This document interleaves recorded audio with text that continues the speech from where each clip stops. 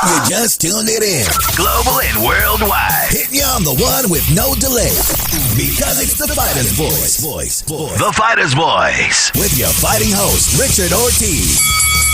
And the formidable co-host, Mr. Cole Escovedo. Remember, every fighter has a voice. The Fighter's Voice, the voice that matters, the Fighter's Voice Knockout Podcast. We're live here with Top Rank's own top contender. That's Andy Altibaron Vences. He's our guest tonight, and also in studio, or outside of studio, I should say, Mike Rutha, the co-host with the most. What's happening, Mike? Not much. Just here enjoying another day. And Mike, get your questions ready, man. Get your stories ready, man, because Andy Vences has been ready to tell all. The man's been continuing to work out. The man's been continuing to work 9 to 5 daily. He's blue collar. He's making it happen. And he's waiting for this virus to get knocked out and waiting for his opportunity just to knock his next opponent out. Hey, welcome to the show, Andy. How we doing, my man? I'm doing good, man. Just, keeping busy as always and being as productive as possible. Hey, Andy, something I've been wanting to ask you about. It really has nothing to do with boxing, but in a sense it does. Hey, tell us about your sponsor or that supplement that you got going, because you've been true to it. You've been taking it. It's been keeping you shredded. It's been keeping your weight down. Talk to us about that. Yeah, that's the nutritional line I take, which, that's out here in the Bay Area with Victor Conti with Snack Nutrition. And it's a supplement line that sponsors me. They've been with me since day one, since the beginning, from nothing to something. So I'm really true to them, really loyal to them. But it's a supplement line to help your athletic performance, pretty much get you to that next level, along with eating right. You can't just take the stuff and expect to look right. You got to eat right. You got to do everything the right way. But we're actually pushing something really big right now during this virus, this pandemic, all this stuff that's going down. What's going on that Victor Conti, the CEO from Snack, found out was a lot of these COVID-19 patients are getting worse conditions, and the doctors are noticing a lack of deficiency in zinc. And that's one of the products that I push that they have, which is ZMA5. It's concentrated in magnesium, zinc, and I believe B6 and B12. So it's a product everybody should be taking. I've always pushed this on people that work out and don't work out. You don't have to work out. My wife actually takes it. She doesn't work out. She takes it every night. I have other friends that take it every night. And it's just something you need. Zinc, a lot of people lack zinc because you can't find zinc in a lot of foods. I believe you can find it in oysters or certain foods that we don't eat every day. So it's a supplement so that you reach those type of vitamins every day. And during this time, it's when you should build on health, eating better, and vitamins, because you want to build a strong immune system for yourself.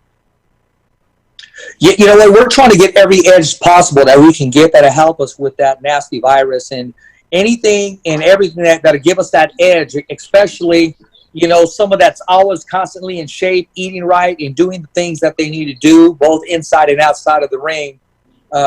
Actually, you should just be that spokesperson, Andy. I mean, you've been taking it since day one, and you've been blessed inside and outside of the ring, and now's the time to introduce it to not only in the Bay Area, but to the world.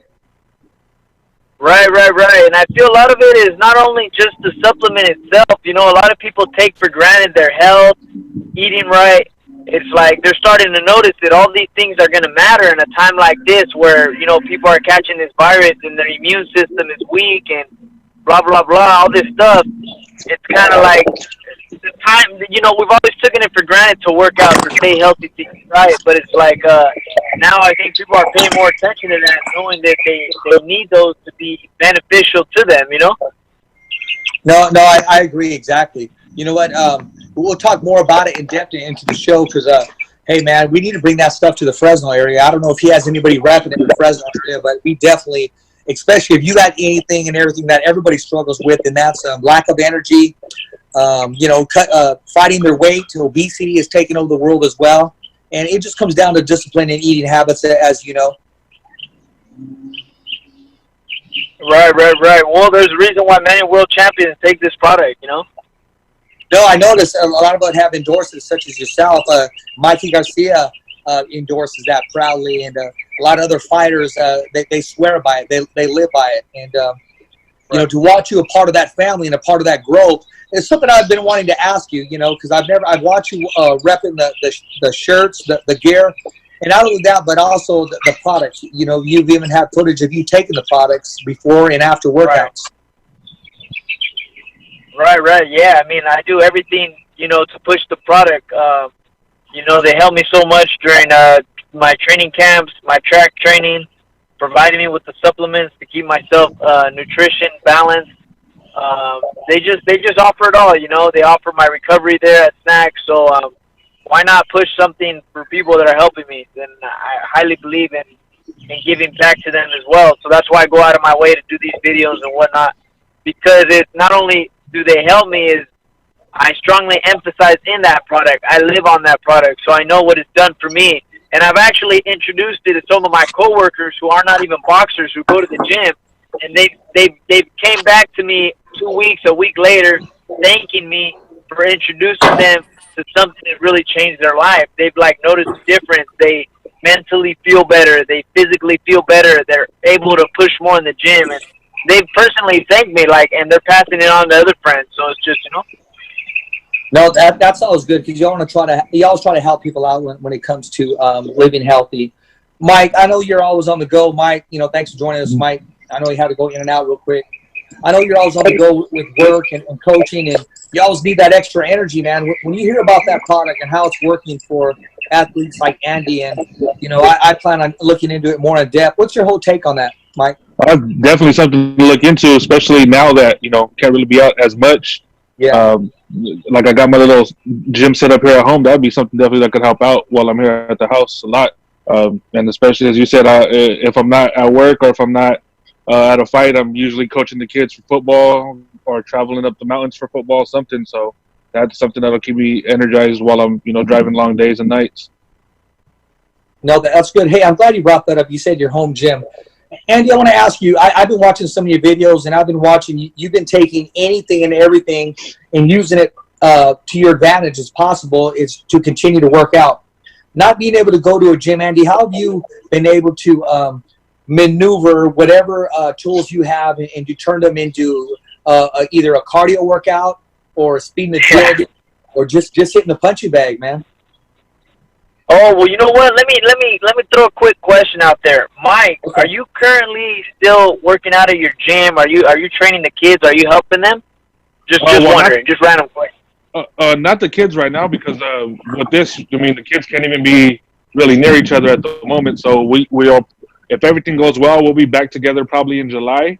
But in my little gym that I have here at my house, it's in my garage. Yeah, I'm still doing stuff in there every day. That's good. That's good. No, I'll answer your question, Rich. I was just curious because,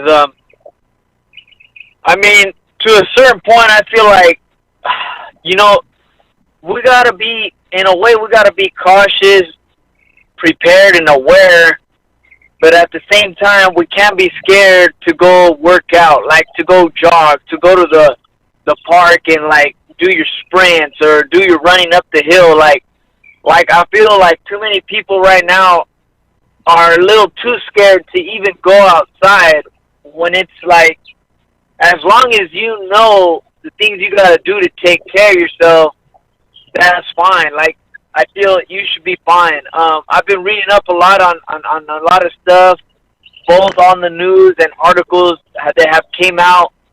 And a lot of the people, not a lot of the people, but the majority of the people that are dying are either very young, very old, or the ones that are, like, ill. So I just feel, though, as long as you're cautious and aware, like for instance, I go every Saturday. I go with my dad, go to the park, and we go run. I know who my dad's around, which is his immediate family in the household, and I'm around my immediate family in the household. So it's not like he's around too many other people or I'm around too many other people. Like, there's only been a couple friends I've gone to work out at the park with, but I haven't really gone out of the house to work out with too many people. But I feel like this is the time to work out, to go to the park, do your runs at home, push-ups, whatever kind of gym you got set up. I don't feel this should hold you back in any way. I hung a bag in my apartment. So I got that going. I'm about to hang a crazy bag this Sunday. So I'll have a heavy bag, a crazy bag, and along with my runnings that I'm doing about 3-4 times a week, I should be fine, just to maintain. But I feel like this is the time where you're going to see which boxers prevail and which ones fail. The ones that are disciplined are going to succeed and go ahead like nothing happened. And the ones that don't know how to use nature environments to make a routine for themselves are the ones that are going to be backed up and slowed down. Because, when I was an amateur, we started with nothing. You start with nothing. You had your bag in the garage. You got to go running in the hills. So this is really going to show who's disciplined and who's going to be able to and willing to do what's necessary to prevail. That's how I feel. I want to refer back to, just finding anything to do. I was watching it, and I talked to you over the phone about that video. I love that video where you're doing pull-ups on that tree, man. I mean, that's just, that right there says a lot. Like, nothing's going to stop you. It says a whole lot in just what you're doing. Nothing's going to stop you. You're willing to adapt to anything. And as long as I've known you, Andy, you've been one of the most mentally strongest person that I've ever met and come in contact with, man. And you're able to take a knockout artist and just utilize your tools and make him adjust to your style. Because, and I'm referring back to that draw that should have been awarded in your favor. A lot of people were concerned about his punching power, but your game plan was superb. Exactly. And you stood your ground when you needed to stay ground. You stand your ground. I'm going to compare it to a masterpiece out there. A lot of people may not agree, but I've always compared your fight that you had, and I would compare it to Marvin Hagler's Sugar Ray Leonard. When Sugar Ray Leonard just neutralized Marvin Hagler's punching power and had him fighting the fight and outboxed him just as you did. But, it was a draw, but you should have had the victory. You should have walked out with the victory. I was there live at that fight, covering it. It was a good fight. I know it was slippery, but you stood your ground and you fought a masterpiece. And that stands out in my mind, how you're able to use your strengths and neutralize a puncher. Right. Now, thanks, Rich. Now, a lot of media and a lot of people had me winning, but it's kind of something that's in the past now. So it's like I've grown and learned from that. There's a lot of things that coulda, shoulda, woulda, coulda did more of just to solidify that win on my side a little more. But it is what it is. Even the fight that I had on the Tyson Fury undercard on June 15th, the loss that I suffered, like I tell people, it was a decision loss. It was like I was chasing someone all night. It's not like I was outclassed. It's not like I was hurt. It's not like I was dropped. So mentally, I'm very realistic with myself as far as where I'm going and where I'm headed. Like, I know there's work to do. I know there's even more room for me to grow. Like, I'm learning every day. Even here at the house, I'm practicing things and doing things just to be better, whether it's eating right or pushing myself. But yeah, it's just it's all about adapting. Like you said, like even with all the gyms closed and you having nature, it's like you got to figure it out. And that's one thing my dad's implemented in me a lot. It's just learning how to adapt with what's available. He said in Mexico they used to hit the heavy bag made of sand. They used to roll up the mattress and put duct tape around it and hang it up, and they used to use that as a heavy bag. So it was never an excuse. When I went to Mexico for a tournament with my dad, they were sparring in the basketball court. So the other day, actually, two of my friends that work with me, we went to the park and we sparred at the park last night. So it's like we made our own boxing ring. We drew it out and we just got down. But like I said, you gotta be cautious, right? We took our Lysol wipes, we took our sanitizer, so we wiped down our equipment before, after, washed our hands, So I've been making it work. A lot of people have criticized me for sparring or working out or going to the park, but I just feel like you can't hold yourself back. You just got to be cautious, aware, and prepared. But in no means should you be scared to work out or hold back. Like, this is a time where you should be able to grow. There's so much time we have right now. Why not utilize it in your benefit, you know? That's just how I feel. Mike, we both talked plenty of times off camera about Andy, and we both agree that, I mean, he's just that one phone call away, that one opportunity away of getting that title shot. And I'm talking about a world title shot. And until that happens, man, I mean, he continues to stay right in that mix with the rest of the big names. And a lot of people seem to overlook him. But I think a lot of people really don't want to face him because the adversity he's already faced, and knowing they fear when you fight Andy Vences, you're not going to look good. He's going to neutralize all your skills. He's going to have you bait you in, set traps, and fight his style of fight. And that's a strategical fight. I mean, I know when you need to, you'll sit down and bang. But at the most part, this sport is about getting hit and not getting hit. When you hear that, Andy, how do you feel about that assessment? Oh, no, I appreciate it. I mean, it means a lot. But yeah, I feel, you know, I feel right now in my career, you know, I've spoken to my manager and I've told him, look, I already know what it is now. I have one loss. Like, you know, if they don't feel I'm capable, or if the promoter or whoever's behind, you know, because a lot of it's money, power, politics, and connections. Those are like the four things to anything in life. Money, power, politics, and connections. That's just what runs boxing, and that's what it is.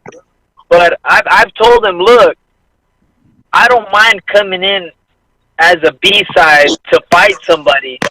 I just need it speculated in writing that if I win, I fight for a world title. Like, I don't want to hear that, you know, after this fight, I'm going to fight for a world title. Like I told my manager, if they stipulate it in writing, I'm willing to fight anybody. I don't care how I come in or what side they have me on.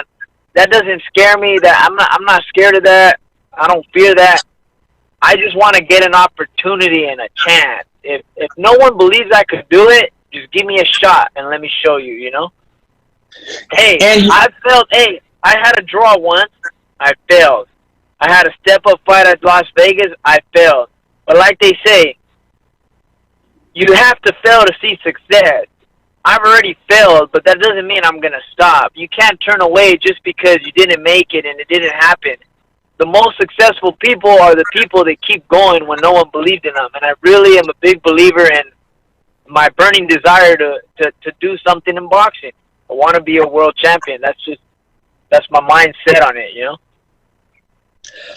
Mike, you studied the 130, 135-pound division. Mm-hmm. I mean, who does Andy match up with the best if you was to get that phone call?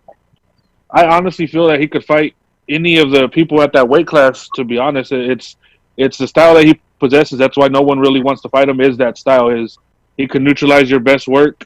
And I've told him before, the angles that he's brought along as he's progressed into every fight has impressed me probably more than anything, is the way he could get in angles and the way he could move his southpaw to right hand.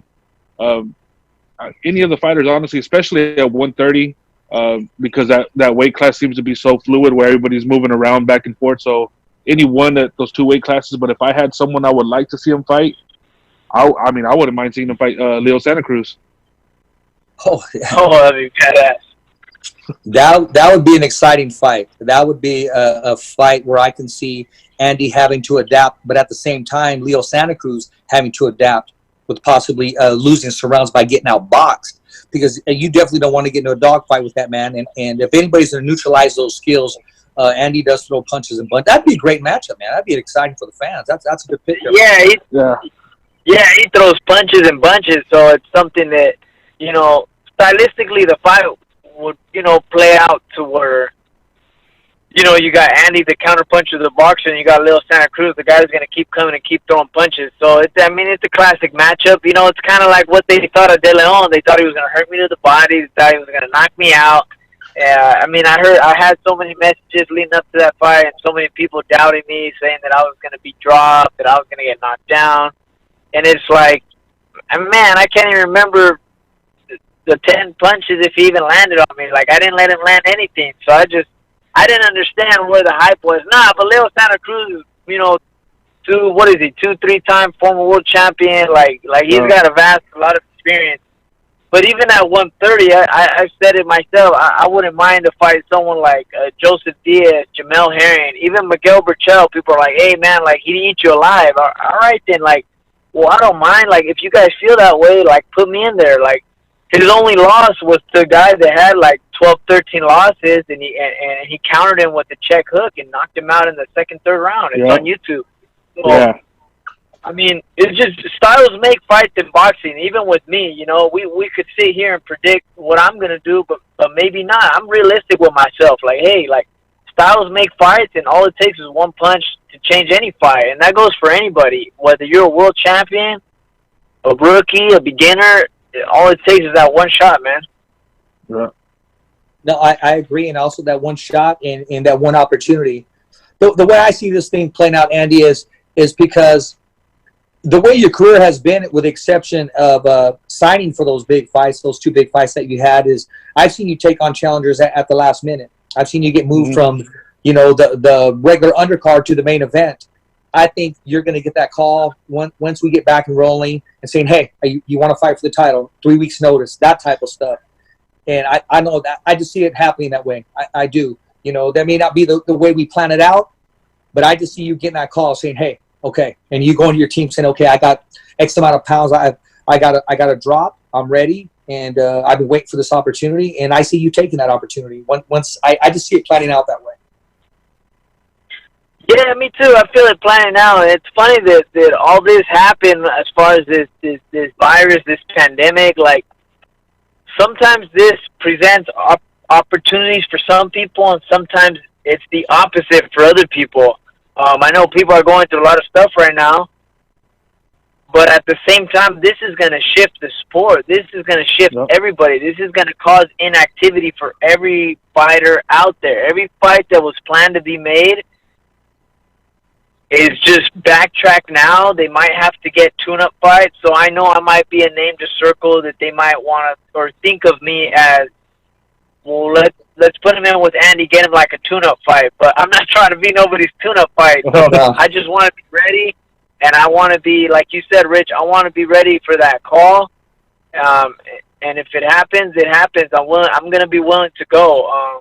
Like I've told my manager, as long as it's stipulated in writing that if, you know, whatever fight I go into, whether I'm B-side, however the fight looks from the outside, I want to make sure I fight for a world title after that. But it's coming. It's coming. And I know I've been out of the ring since October 26th was my last fight in Reno, Nevada. Yeah. But mentally I'm staying sharp. Mentally I'm staying focused and actually reading books right now too. And just feeding my mind, you know? No, exactly. Continue to feed yourself mentally. Mike, correct me if I'm wrong, man. I mean, this inactivity is not just for Andy Vences. It's for the whole boxing world. And what it does, it kind of levels the playing field, so to speak. You know what I mean? It's like, Mike, when you have a football tournament and you're playing the number one team and it's raining and it's slippery, so it takes away your advantage as the powerhouse. It kind of evens it out for everybody. Now, listening to that, I think it's a plus for Andy. What's your take on that? Yeah, it's as you said earlier, it's going to show a lot. It's going to be, you know, the fighters that don't have that discipline, that aren't constantly in the gym. It's going to show up with them more because, you know, they're going to get lazy. They're going to be lethargic. They're going to just be sitting at home, watching TV, you know, doing whatever they want to do, eating, you know, maybe even drinking, something like that. And then, you know, especially once boxing gets the go-ahead to go back, you know, the promoters are going to try to put on as many fights as they can in as many weeks in a row.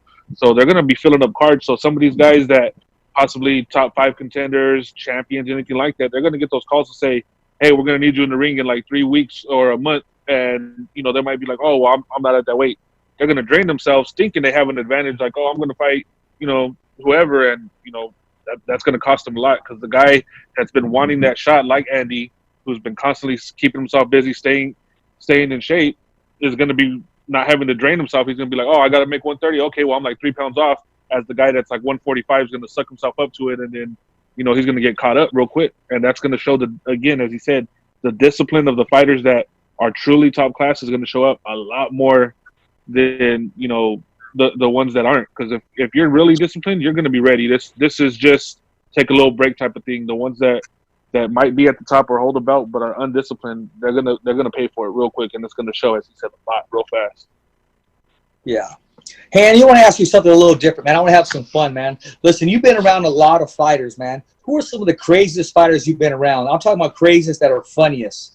I'll give you an example. I mean, look at Regis Riguru Prograis.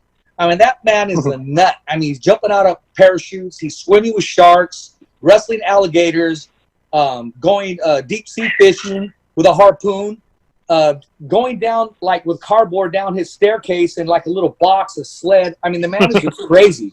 He posts his stuff. Nice guy, cool as heck. What are some of the craziest guys that you've been around that are in the boxing business that are fighters? Man, I have to say, one of the craziest prospects I've been around that I met in Vegas. And, you know, we're super cool. You know, we hanged out that whole day. Was Rolando Romero, Rollies. Rolly. Dude, that's crazy. He's a character, man. Like I mean, a lot of people say he's annoying, but the kid's funny. He really believes in himself. He has charisma. He has character, and I don't know. I just found him. He was crazy. I mean, I'm not gonna say the things he showed me on air, but that guy's crazy.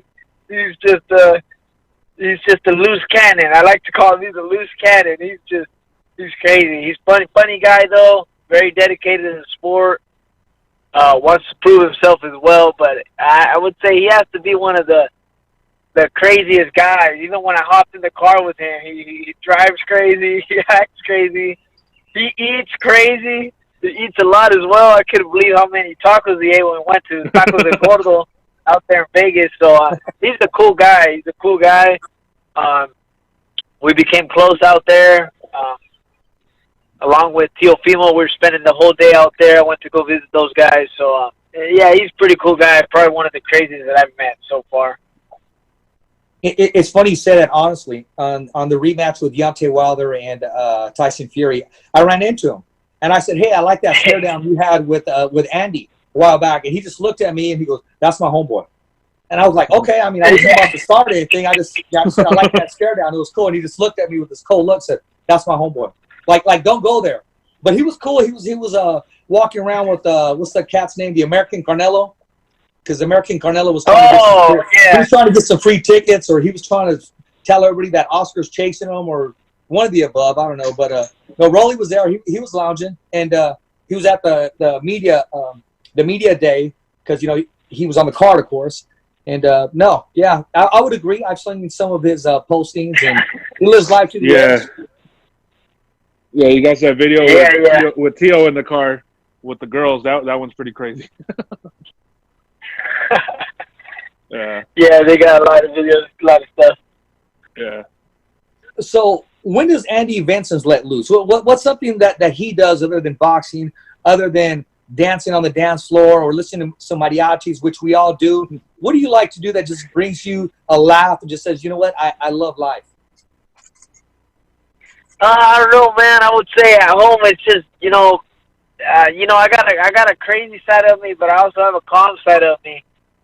And man, I would just say, just being with my wife at home. I love being home on my downtime, but then when I'm outside, I love being around my dad and my friends. They get me going.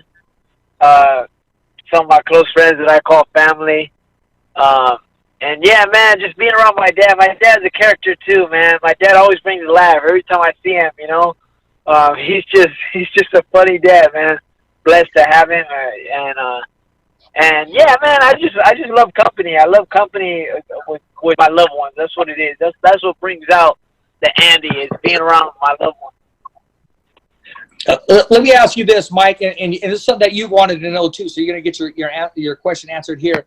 You got Andy Vences, now the husband, now the fighter, the worker. Tell us about El Tiburon. That's a whole different character. When does he come to life, and is he fun to be around with? What's he all about?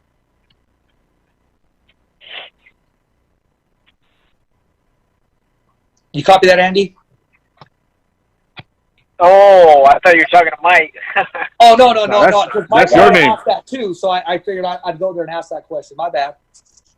Well, Let me rephrase that that's question. good. That's a good Let question. me ask that question again for those that are just viewed us.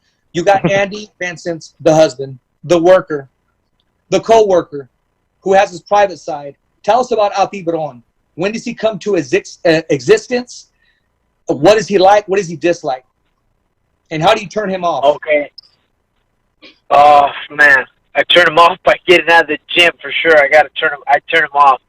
But the switch goes on. I don't want to sound cold-blooded. I don't want to sound ruthless, like selfish, mean. But there's two different Andys. There's Andy outside of the gym, regular guy. I'm a worker, a husband. I have a life outside of boxing. But in boxing, in sparring, in training, it's just a whole different Andy. Even right now, it's like, with all this going on, you're going to close all the gyms. You're going to close all the boxing gyms. But that's not going to stop me. There's no one in this world that's going to tell me to stop working out, or, hey, you can't go outside, or, hey, you can't do this, or you can't do that. I have a mentality that when I first went professional, I had a mentality that I was either going to be all in or I wasn't going to waste my time. So whenever it comes to anything related to boxing, even to staying active, staying motivated, staying dedicated, I just got to do whatever I got to do. And in those fights, it's just, it's either me or him. And I mean, blessings to everyone that's passed away and everyone that, the things that have happened in boxing. But we enter with that mentality. It's either be killed or be killed, and I've said it before. I don't have no pity for no one, and I don't hold back at anyone. When I have to do my job, I have to do my job, because at the end of the day, I'm trying to get my family ahead. And this is what we sign up for. Everybody has to know when you sign up for boxing what you're signing for. And in the ring, I'm willing to risk it all, I'm a husband, but I have no kids, so. Oh, well, you got those dogs, though. I like those. I like to call those my babies, too. I have some animals, too. There you go. Those are my kids. Yeah. There you go. Mike, what stands out with you is once you see Andy and how, when either he's at the weigh-in or he's just, enjoying everyday life, what would you say his hashtag is? I mean, what is he when you see something about him? What stands out to you? It depends on when you see him. If it's at the weigh-in, stay the hell out the way. Yeah. I don't know if he remembers that. I want to say it was the one in Carson. I seen him after he weighed in, and I was like, Andy, what's up, man? And he was like, oh, hey, and he put his hand out to give me a fist bump, but he threw a left jab, busted my knuckle for a little bit. I was like, damn, bro. I was like, oh, and then after he was like, hey, man, sorry about that yesterday. It was funny because I was like, damn, it's how he said inside the ring, and when he's going to a fight, he's full mode, and as soon as it's over, it's like, hey, man, how's it going? It was different, but yeah, if it's weigh-in or getting prepared for the fight, stay the hell out the way. After that, it's probably one of the nicest, realest people you'll meet, and that's the truth. It was, when I've talked to him, when it hasn't been about a fight, we've talked about family, things that we've had in common, things that we've gone through, and when it's about boxing, it's he's ready to go out there and put somebody out as quickly as possible and as much as he can. Hey, I agree with you because I've seen some different Andys. I've been with him at a professional level. I've been with him when he's just getting to a fight, or I've been with him when he's wired up. And you kind of know, you can kind of read his vibe and when not to get next to him, when to say hello. Yep. It's all about timing. Especially me, man. I'll meet a lot of fighters, and I don't always carry a microphone in my hand, man. I don't always carry a camera with me, even though there's somebody by me. Sometimes I just want to say hello. Hey, how's everything going? I'm not the guy who will post a quote that doesn't need to be posted. If a fighter comes to me or someone says, hey, please don't post that or please don't air that, I'm in this business for the longevity, not to try to get a BS soundbite in air. Yeah. So being that said, yeah, I've seen different parts and different aspects of Andy. One, honestly, that stands out is I remember after a fight one time, and he went 12 rounds. It was at Tachi Palace, and he just wanted to rest. And I'd already talked to his dad. I said, hey, when he's done, can I get an interview with him? And I remember his dad said, hey, let's get that interview. And then he goes, hold on, Pops. Let me just rest. Let me breathe a little bit. Because he just wanted to breathe. He just wanted to unwind. He still had his robe on. He hadn't even looked at his check yet. I think he just barely got checked out by the doctor. And I remember that. I'm going to kind of stand back a little bit, The man still had gloves on, so he came and let them hands go. Yeah. Do you remember he was at Lemoore? You were the main event. And your Pops was he was saying, hey, Mijo, when you're done, this guy's ready to interview you, but you just need some time for yourself. You just wanted to breathe a little bit. You go, hold on, Pops. Yeah, I think so. Yeah, I just got out of battle, so it was like I was trying to wind down. My head is just, I'm still in that mode. So much adrenaline, just trying to just come down off of it. So, no, I remember. But, hey, like I tell everybody, everyone that sees me at the fire, they all try to rush me. They all try to talk to me. It's kind of hard dealing with you guys as media and then having to deal with the fans, too. Because it's like we're not trying to be disrespectful to the fans, but at the same time, the media. But some of the media that I know they're going to hit me up regardless. So I'll try to give the attention to people or fans that don't even have a chance to see me, and then come back to the media because I actually personally know them. But yeah, it gets difficult. But I mean, ask anyone, everybody that messages me on IG, even from young fighters, man, they ask for advice. I take time out of my day when I'm at work, and I'll respond to these fighters when they ask, hey, I'm doing this, I'm doing that. How much should I run? What can I do? Hey, do you think I'm starting boxing? I'm 19 years old. Do you think it's too late? I'll always respond with a positive answer and a realistic answer, And I take time to respond to these guys. A lot of fighters around the country. There's people that message me from England that they want to come over here. So I take my time to respond to fighters because I know how important boxing is to some people just like myself. And they appreciate it. They always respond back and said, man, I never thought you'd respond to me. I'm going to take all your advice. I really appreciate it. So it's cool being a positive influence for all these fighters that do look up to me. I know I'm not big time yet. I know I haven't made it to the top yet to be a world champion. But the fact that many fighters look up to me, it means a lot. It shows that people are watching what I'm doing, and they see it as in a positive way, and it keeps them motivated. Some of these messages I get, they tell me if it wasn't for you, I wouldn't continue to push because I've seen everything you've gone through, and you keep going. No, very, very well said. And Andy, I'm gonna ask a tough question, but a fair question. Sometimes you have these fighters, and they go back and forth, and I like to call them the Twitter wars. They go back and forth. And you've had your share, without going into detail. How much is it? Right. Is it 100? And how much is it where a fighter just plays to the crowd, or where he just has fun with that fighter? Oh, well, you could kind of see who's really just playing for words to what people want to hear and actually taking action, I feel like all the discussions and Twitter wars and everything, I've never got that fight. So it's like all that talk was talked and the fight never happened. So I mean, I don't know. I just feel a lot of it's politics, and I feel in a way I've learned to settle down a little bit, not pick on fighters because some of these guys are a little sensitive. So what it's caused is in a way. Sometimes when I've done that, it has caused a bad relationship to erupt with other important people. So I've learned to kind of scale it down, kick back, and just, if it's going to be, it's going to be, and just let it come. Once that fight gets signed or whatever, then I'll go off, But until then, I just got to just keep it quiet and play the game, Very, very well said. I'll touch on it one more, and then we'll move on. How hard is it to walk away or not respond when someone says something negative? As if to say, bro, I'm not even going to respond to this because this is just you're not even in my league, or I'm not even going to go there. How tough is it for you? Because you're a very proud person. That I know, with a lot of pride, and like a shark, man. You want to strike back.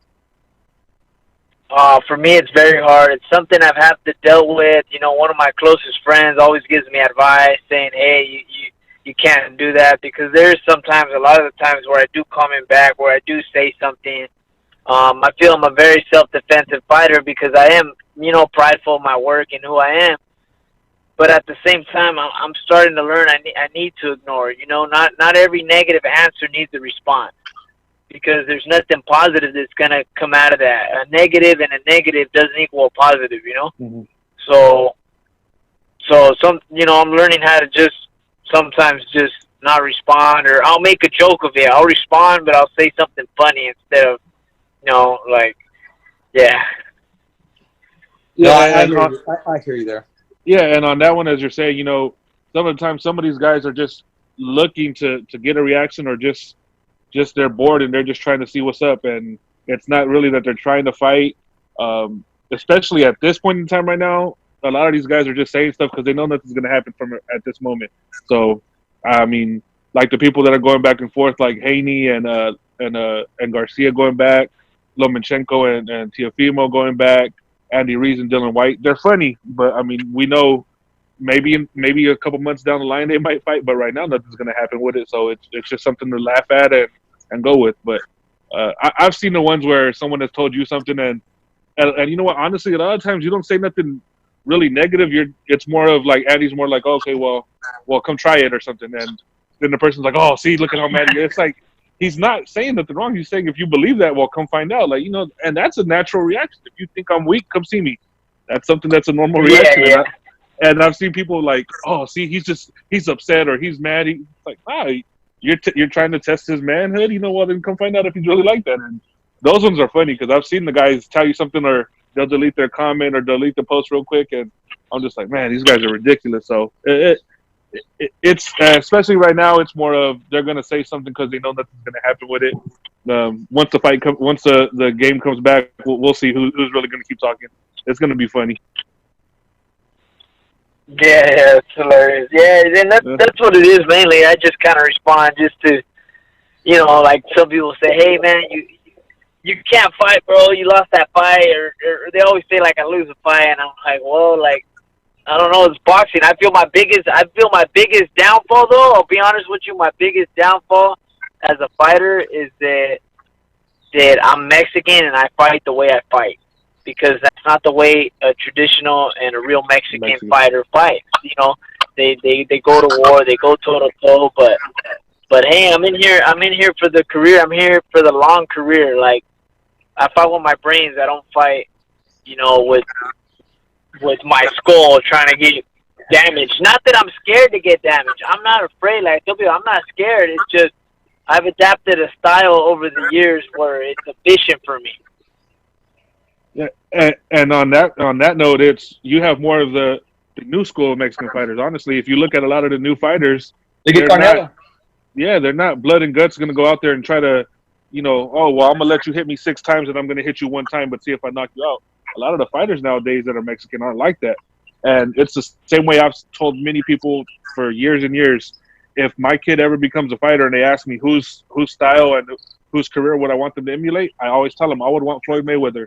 Person took the least amount of hits and has made the most money. So you could call him weak or whatever, or he's scared, but he's sitting there with money and his health intact. And so many of these fighters come out broke or hurt in the long run. So a lot of the fighters now, look at Marquez. Marquez used to be a real blood and guts fighter, and then towards the end of his career, he relied a lot on his counterpunching and his boxing ability, and he was able to fight into his 40s and got his biggest wins at the end of his career. So. Well, Marco Antonio Barrera was like that as well.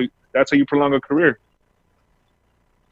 Right. No, it's pretty badass. Yeah, I love Juan Manuel Marquez. Towards the end of his career, he was strictly one of the best counter punchers in boxing, and he was amazing.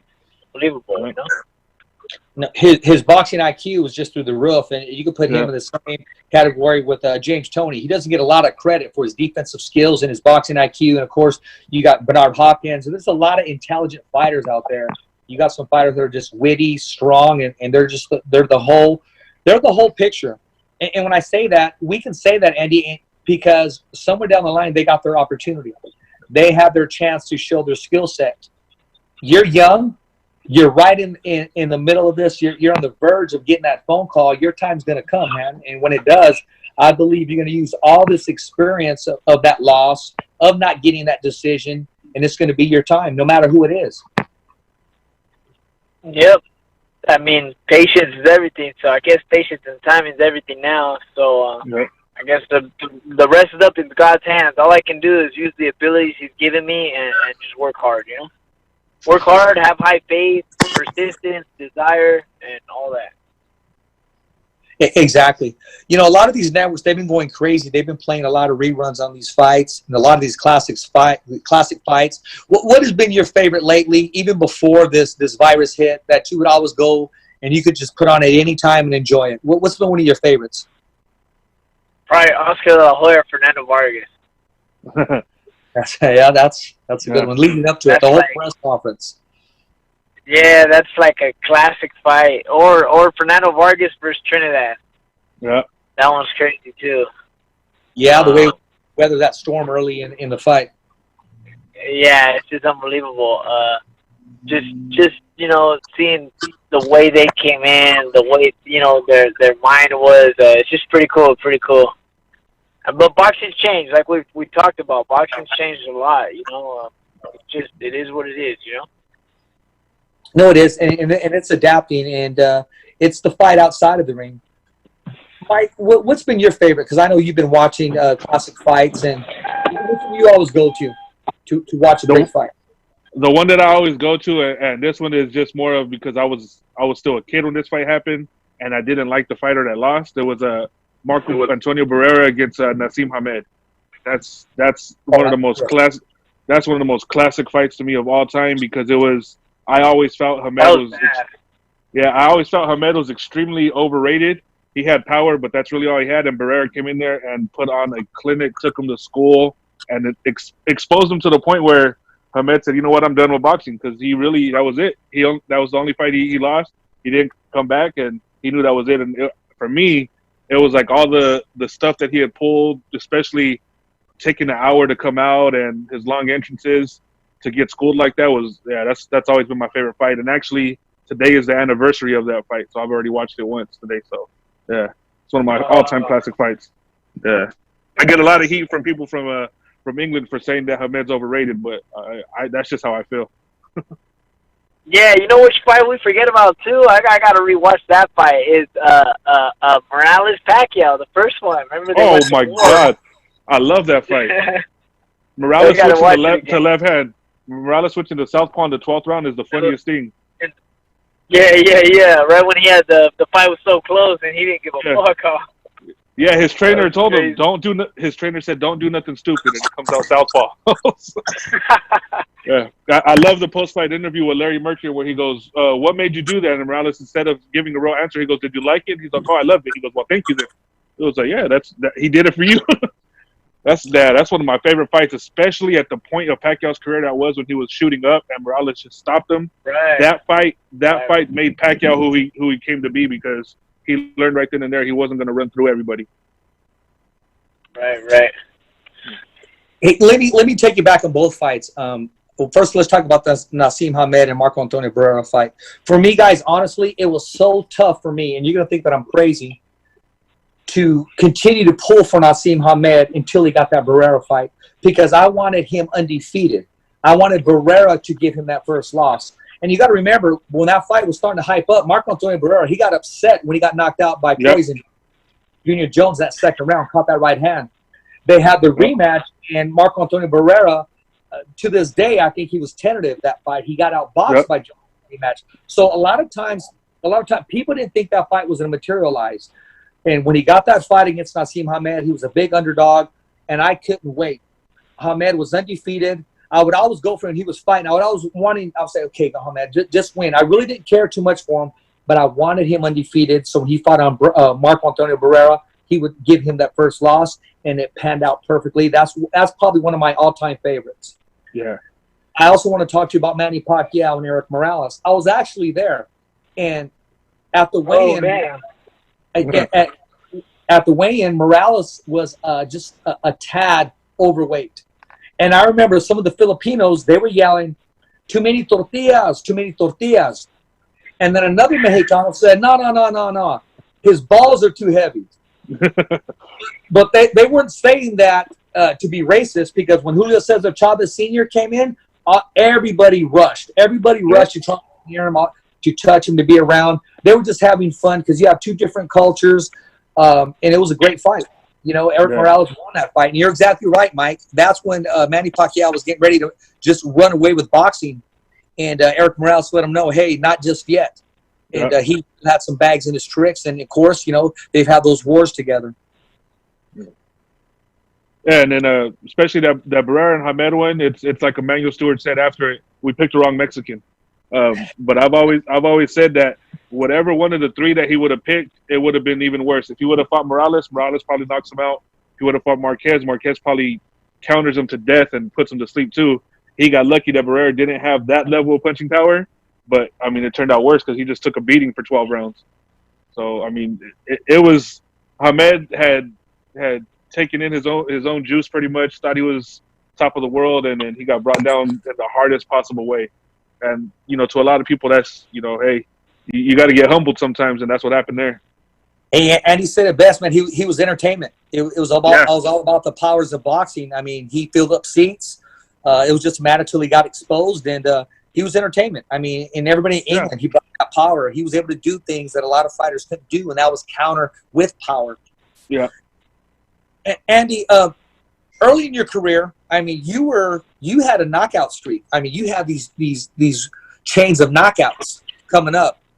Was it have anything to do with the maturity, a style that you just adapted to and said, I'm going to go ahead and hold on to this counter punching style? Anything to do with trainers? Anything to do with just your mindset? How did that new style of a counter puncher come to life, so to speak? Because I watched you early, and man, you were great guys out of there. No, yeah. So, I mean, a lot of people remember me, especially back then when I was 7-0, got a knockout, 8-0, got a knockout, 9-0, 10-0, 11-0. I had like 8 straight, maybe 9 straight knockouts. But it wasn't the style or I wouldn't say it was anything like that. I would say what people don't realize, like, because they go, you know, and I love the criticism, realistic criticism. I love it because they go like, well, Andy hasn't knocked out anybody since hella long. True, very true. But in a way, you got to realize the level of opposition that I've faced is very different from other fighters. Yeah. Like, I don't get put in there with guys that I could walk through or guys that I could walk in the park. Up until I was, let's say, 14-0 when I fought Manuel Ray Rojas. Remember when I fought him at the Save Mart? Or was it Save Mart, right? I want to say Save Mart or Sound Arena. Yeah, it was Save Mart. Yeah. It was Save Mart where I knocked him out. That was supposed to be a jump for me where I was supposed to get some rounds. And then it was the fight after that I fought a guy named Yarly Suarez, a guy who fought at 140. They brought him down to 130. I couldn't take him out of there. And then they stepped me up with Moises Delgadillo out there in the Tachi Palace outside. Yeah. Fought for a former world title. He actually just fought his last fight with Jason Sosa, put him on his ass. He wasn't able to do that with me. Then after that fight, I got the Casey Ramos fight, got that WBC title. And then I fought Angel Hernandez, a guy that's never been stopped. And then it's like, you know, I've reached a level now where, hey, not every fight's going to be a knockout. I mean, that's what we all train for. We all train for a knockout. We all train for that. But you can't go in the fight looking for that. You know, and that's what I tell everyone. Like, all my knockouts that I had, it's not that I was looking for it or that I went out there and knocked the dude out. I just followed my plan and it happened. But the level of opposition that I'm at now is different. Once you reach 10, 12 rounds, it's a total different opposition. It's more of what your plan is than about knocking people out, you know? And even the last guy that I fought in Reno, Nevada, that guy that was 25 wins, 2 losses, Mark Bernaldez, I believe that was his record. He was at one point, I believe, 19-0, 12 knockouts. You can look it up on the internet. He was supposed to fight Eric De Leon way back, like three years ago. They were supposed to fight each other, and that never happened. And again, this was a guy who's never been stopped. But I made him, you know, unanimous decision win. I made him look easy. He didn't touch me. But it's like, hey, I tried. It just didn't happen. I mean, I'm always disappointed with myself if I don't get the stoppage or the knockout. But it's like I'm reaching a level where it's not going to happen all the time. But hey, I really do train for it, and I always, you know, we want to knock out every fight, but it's not going to happen all the time. But it's always in my mind. That's what keeps me training harder and harder, is that, you know, my results, I want them better and better. And you know, that's one thing that pushes me, is that I haven't had a knockout in a while. So that keeps me really fueled and driven to train hard, because, you know, just a goal that I have. Andy, you know what? I know that you're a hardworking person. You continue to work full time during all this crisis and stuff. Right. And in 60 seconds, tell us your whole take on the virus, how you feel about it, and the message you want to give the world. Well, first, I do feel very sad for anyone or anybody that's lost a close relative, but this is really, this I just feel is a wake-up call for everyone to really realize who's in their family household, and this is the time to reconnect, spend time with your loved ones, and to really remember that it's the memories that you create in life that matter. You know, it's not about money, it's not about materialistic things, it's not about what you can post on Instagram, what you drive. None of that matters now. What matters now is how happy you are within yourself. And just a message to the world and anybody hearing, just be happy and be appreciative with your life. Remember, we're blessed to see each and every day, because there's some people who don't wake up to that next day. And a lot of us take our health for granted, like I said earlier. Right now is the time to just change, create healthy habits, and just grow, you know? Nobody's perfect. I'm not perfect. Rich, you're not perfect. We all have flaws. I understand that. But this is a time really where we just need to continue doing what makes us happy, even in times like this. This is not the time to complain about that you lost your job, to be negative that you can't go nowhere. You got to look at the positive in each day right now. You know, this is a time where, you know, the ones that do have jobs, I actually feel very blessed. And I do put it out there, because a lot of people in my boxing career always told me, you need to quit your job, you're not going to make it, you're not going to be successful while working. But I know, I've heard of stories, and I've seen many world champions who have a full-time job and they become world champions. So I know it's not impossible.